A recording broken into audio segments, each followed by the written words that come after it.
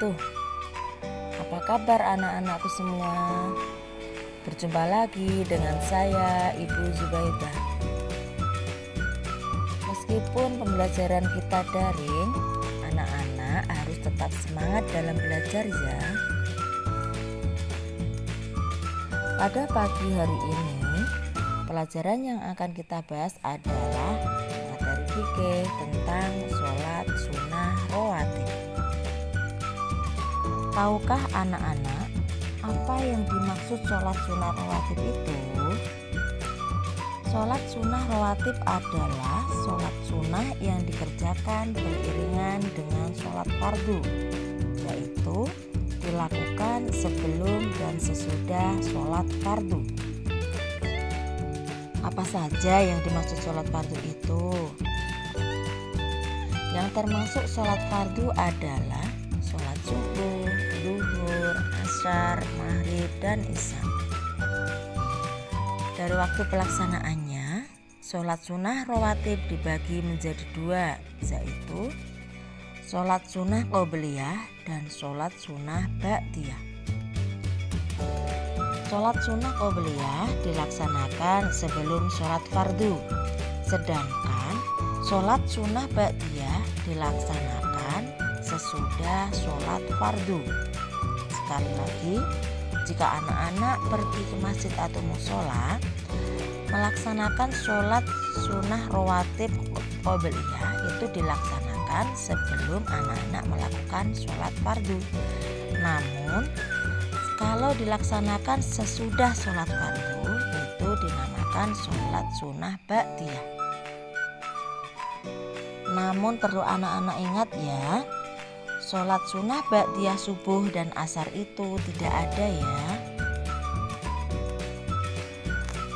Contoh dari sholat sunnah rawatib qobliyah, yaitu dilakukan 2 rakaat sebelum sholat subuh, 4 rakaat sebelum sholat zuhur, 4 rakaat sebelum sholat asar, 2 rakaat sebelum sholat maghrib, 2 rakaat sebelum sholat isya.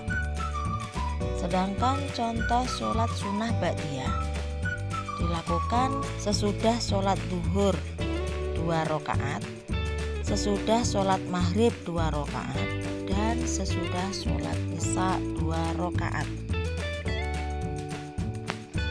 Menurut jenisnya, sholat sunnah rawatib dibagi menjadi 2 juga ya, yaitu sholat sunnah mu'akkad dan sholat sunnah ghairu mu'akkad. Sholat sunnah mu'akkad yaitu sangat dianjurkan untuk dikerjakan, sedangkan sholat sunnah ghairu mu'akkad itu tidak dikuatkan pelaksanaannya seperti yang dilaksanakan oleh Rasulullah.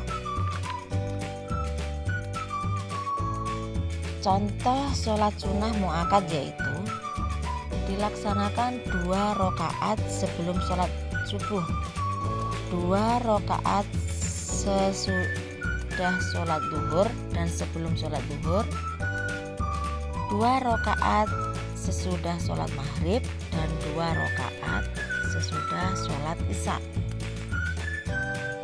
Sedangkan contoh sholat sunnah ghairu mu'akkad yaitu sholat sunnah yang kurang dikuatkan, yaitu dilaksanakan 4 rakaat sebelum sholat asar, 2 rakaat sebelum sholat maghrib, dan 2 rakaat sebelum sholat isya.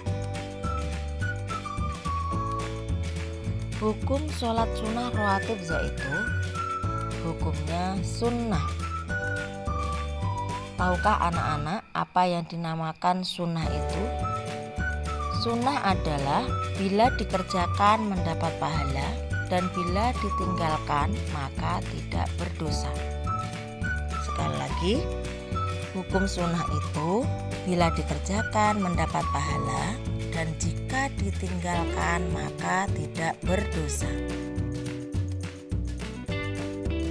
Sudahkah anak-anak hafal tentang niat sholat sunnah rawatib?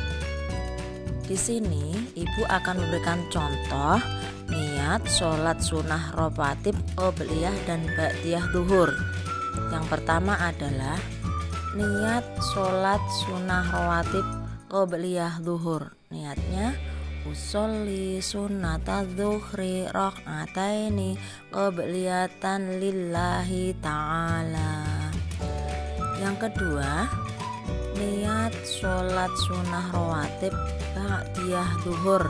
Niatnya adalah usolli sunnata dzuhri rak'ataini ba'diyatan lillahi ta'ala. Keutamaan sholat sunnah rawatib. Apa saja keutamaan dari sholat sunnah rawatib itu? Perlu anak-anak ketahui ya. Manfaat dari sholat sunnah rawatib yang pertama adalah Allah akan membangunkan rumah kita di surga. Kedua, Allah akan memberikan pahala yang melebihi dunia dan seisinya.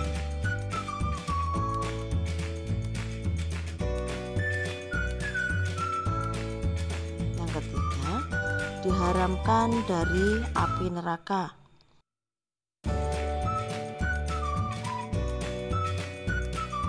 Yang keempat, Allah akan melimpahkan rahmat-Nya bagi orang-orang yang beriman, yaitu berupa kekayaan dan kasih sayang.